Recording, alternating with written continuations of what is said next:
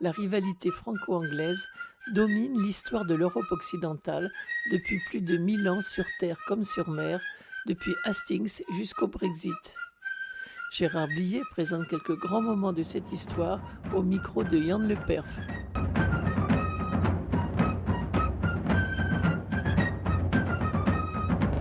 Français et Anglais sont implantés aux Antilles et en Amérique du Nord, et la tension entre les deux pays est toujours très forte.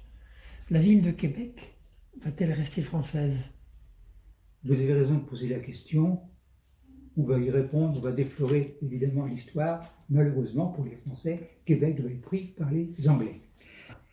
Alors, nous sommes dans la guerre de 7 ans et bien entendu, compte tenu de l'importance de l'Amérique du Nord, des plaines centrales, des régions des Grands Lacs avec les fourrures, etc., il y a naturellement une très vive rivalité franco-anglaise.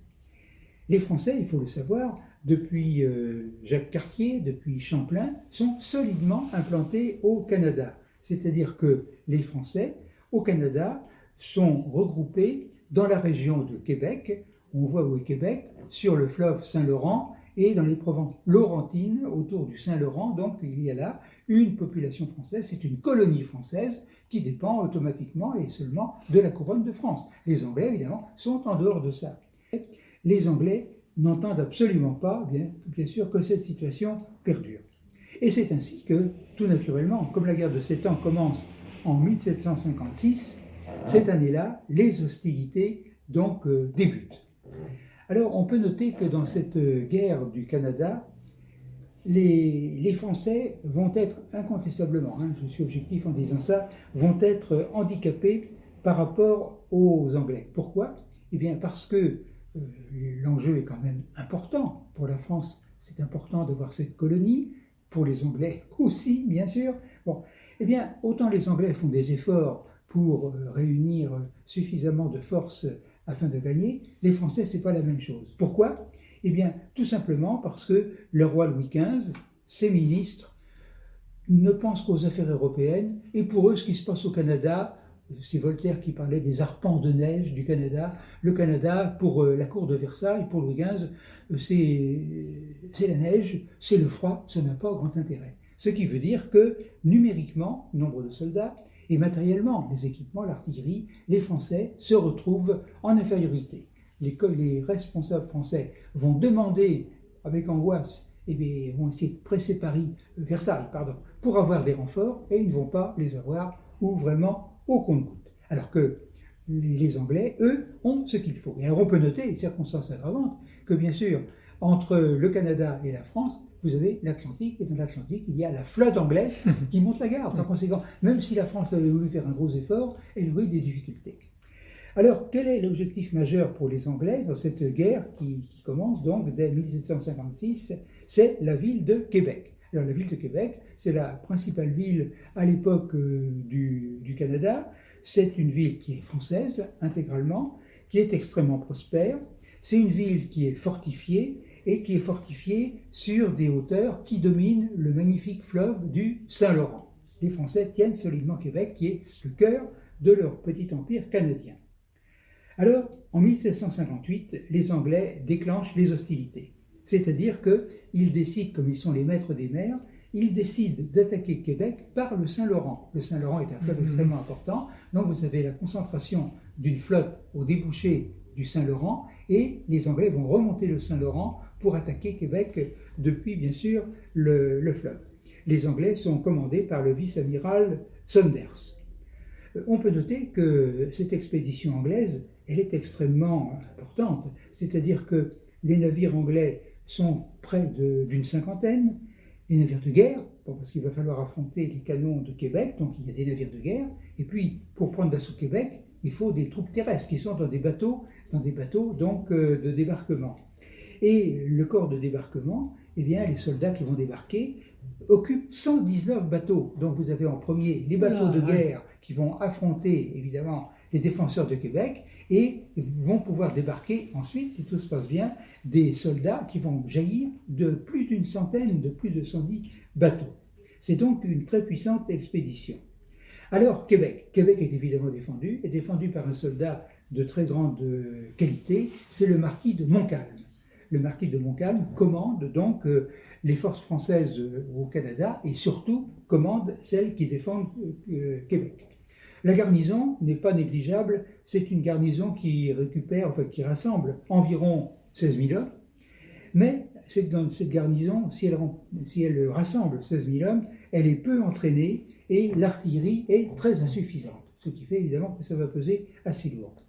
Alors, l'expédition, elle se met en route dans l'hiver, mais elle ne va arriver devant Québec qu'au printemps. Pour quelle raison? C'est que dans cette région, le climat est très rude, et naturellement, pendant les mois d'hiver, le Saint-Laurent est gelé. Par conséquent, il a fallu attendre la fonte des glaces. Et c'est ainsi que le 21 juin 1759, la flotte anglaise, la puissante flotte anglaise, arrive devant Québec.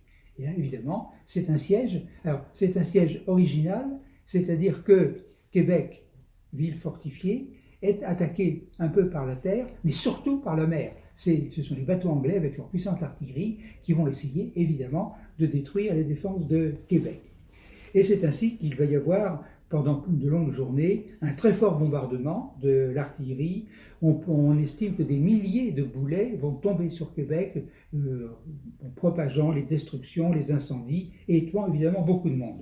Alors, il se passe quelque chose de tout à fait intéressant après plusieurs semaines de siège, le 13 septembre. En effet, le 13 septembre va se produire quelque chose qui rappelle le Moyen-Âge. Au Moyen-Âge, les seigneurs, les chefs des armées se lançaient des défis. Les deux armées se rassemblaient l'une devant l'autre, pendant la guerre de 100 ans, c'est arrivé, et puis hop, c'était le rentre-dedans, c'était l'affrontement. Et alors là, il va se passer un petit peu la même chose, c'est-à-dire que les Anglais, qui se rendent compte que malgré leur artillerie, les murailles de Québec tiennent bon, eh bien, à côté de Québec, il y avait un plateau qu'on appelait les plaines d'Abraham. Et ce plateau, tout près de la ville fortifiée qui résistait. Et à ce moment-là, les Anglais, donc, se rassemblent sur les plateaux d'Abraham et lancent une sorte de défi aux Français. Et les Français acceptent ce défi, c'est qui tout double. C'est-à-dire, là, à côté de Québec, les portes s'ouvrent et les Français sortent en grand nombre pour s'opposer, bien entendu, aux Anglais. Cela rappelle tout à fait les combats du Moyen-Âge. Les deux chefs sont littéralement aux prises directement. C'est Montcalm du côté des Français et un certain Wolfe, un général anglais, donc du côté des adversaires. Alors c'est un combat acharné qui va durer près de 2 heures. C'est équilibré au début, mais les Français sont moins nombreux. Ils n'ont peut-être pas tout à fait la même valeur militaire que leurs adversaires. Ils reculent et ils fuient. Et dans l'âpreté du combat, ce qui est tout à fait typique, c'est que les deux chefs sont tués. Wolfe, l'anglais, et Montcalm sont tués. Ce qui montre bien, 1, que le combat était acharné, et 2, qu'ils n'étaient pas réfugiés dans leur bureau, ils étaient à la tête de leurs troupes. Ça se faisait beaucoup à l'époque. Alors donc, cette bataille des plaines d'Abraham, on peut dire qu'elle scelle le sort de Québec, puisque les Français ont tenté quelque chose, et puis ça a échoué. Et c'est ainsi que les Anglais qui ont pris le dessus sont de plus en plus pressants autour de Québec, et le 17 septembre, c'est-à-dire quelques jours après cette bataille des plaines d'Abraham, Québec doit capituler. Et cette capitulation de Québec, elle n'est pas douloureusement ressentie à Paris pour la raison que je vous ai dit, c'est-à-dire que bon, c'était embêtant, c'était ennuyeux, mais enfin, c'était lointain, voyez-vous. Et pour la cour, pour Louis XV, ses ministres, ça n'avait pas une importance exceptionnelle. Et la conséquence de ça, c'est que en 1763, à la fin de la guerre de 7 ans, le traité de Paris va enregistrer les résultats de la guerre, et le traité de Paris, officiellement, marque le retrait du Canada de l'empire colonial français. Le Canada devient intégralement anglais. Les Français avaient quelques possessions dans le Mississippi, c'est la même chose. Par conséquent, donc, le traité de Paris, en 1763, c'est une catastrophe pour l'Amérique du Nord. La France, qui avait fait beaucoup là-bas, elle perd toute l'Amérique du Nord à la suite de la défaite de Québec. Et on verra dans une prochaine émission que sur le plan colonial, ça ne va pas se passer mieux dans un autre secteur où naturellement les forces françaises et anglaises vont s'affronter aux Indes, et aux Indes, la France va de nouveau avoir de lourds déboires. Voilà ce qu'il fallait dire. Merci beaucoup.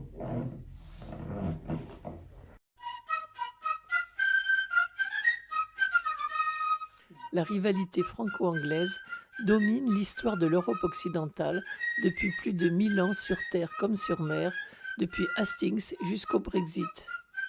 Gérard Blier présente quelques grands moments de cette histoire au micro de Yann Le Perf.